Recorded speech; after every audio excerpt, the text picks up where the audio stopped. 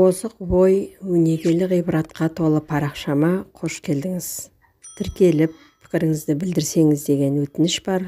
Алла зейініңізді ашсын.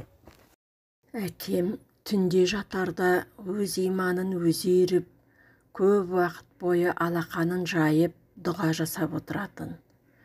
Кейде мен де әкемнің дұғасына қосылып іштей қайталайтынмын. Бірақ ол кезде мына дұғасын түсіне алмайтынмын.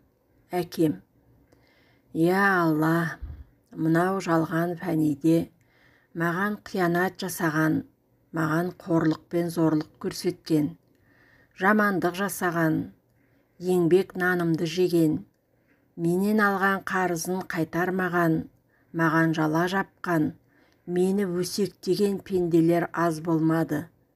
Мен солардың бәрін де кешірдім. Рахымды Алла, сен де олардың маған жасаған күнәларын кешіргейсің», деп дұға жасайтын. Сонда мен әкемнен: «Әке, сіз неге дұшпандарыңыз үшін Алладан кешірім сұрап отырсыз?» деп таң қалып сұрайтынмын. Сонда әкем: «Балам, мен өкпе ренішті о дүниеге алып кеткім келмейді. Мен үшін біреудің екі дүниеде де қиналғанын, артында қалған ұрпағының қарғыс арқалағанын қаламаймын» дейтін. Өзім біреудің күнәсін кешірмей тұрып, ұялмай Алладан менің күнәларымды кеше көр деп қалай сұраймын дейтін әкем. Қазір ойлап қарасам, бұл үлкен тәрбие екен ғой. Маған ақыл айтпай-ақ өзі үлгі көрсетіп жүрген екен-ау. Әрине, мен әкемнің бұл қасиетін жүрегіме сіңіре алмадым, бірақ жақындарымнан бірінші болып кешірім сұрауға тырысамын. Әкем: «Балам, адам ыза мен кекті, ашу мен өкпені үнемі көтеріп жүре алмайды. Жүрекке көп салмақ түседі. Ал кешірімді болсаң, жеңілдеп, жақсарып қаласың» деп отыратын. Сондықтан да шама келгенше кешірімді болғанға не жетсін? Жауласа берсең жау да көп, қазбалай берсең дау да көп, кең пейілге кемдік жоқ деп отырушы еді жарықтық.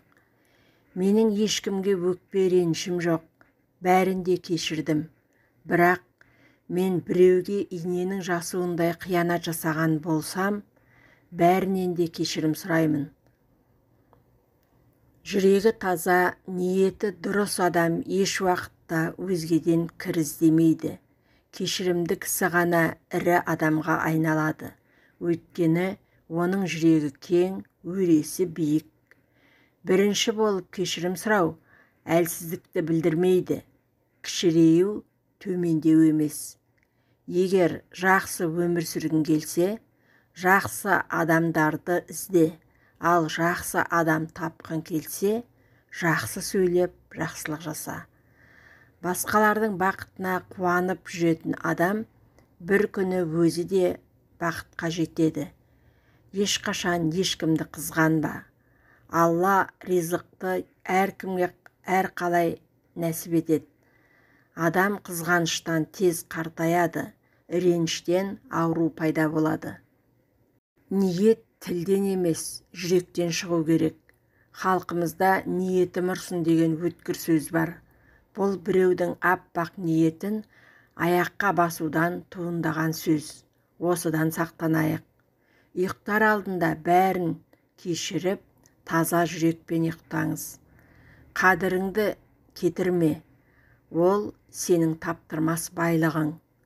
Әр қиындықта жеңілдіктер, әр көз жаста қуаныш, әр сабырлықта абырой жасырылған. Адам біреуге риза болса, кемшілігін көрмейді, ал біреуге ренжісе, жақсылығын көрмейді. Адамның көңіліне қарап сөйлеу адамгершілік белгісі. Ал сөзді айтқанша сөзге сіз қожайынсыз. Айтылған соң сөз сізге қожайын.